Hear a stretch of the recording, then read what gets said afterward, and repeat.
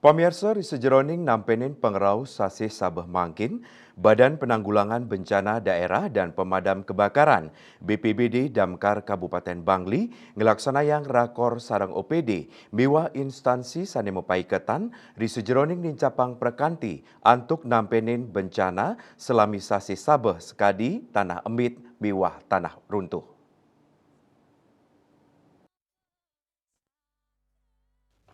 Kepala Pelaksana BPBD Damkar Kabupaten Bangli Iwayan Wardana Mausang anutin saking perkiraan BMKG pengerau sesi Sabah ngawit tengahing November nanging durung memargi ring wewidangan sejebak Bali.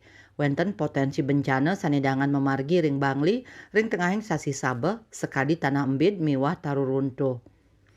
Pai ketandane taler sampun uningayang genah-genah sanedangan bencana alam.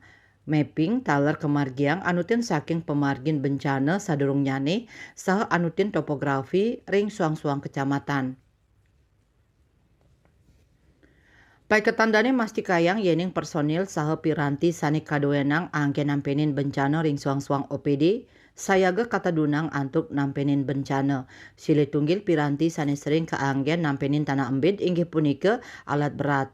Nanging BPBD Damkar Bangli rauhe mangkin durung madue alat berat. Ring sajroning penanganan bencana longsor, pai ketandane selantur nyane pacang meprekanti sareng dinas PU. Dayu Swasrina Bali Pos.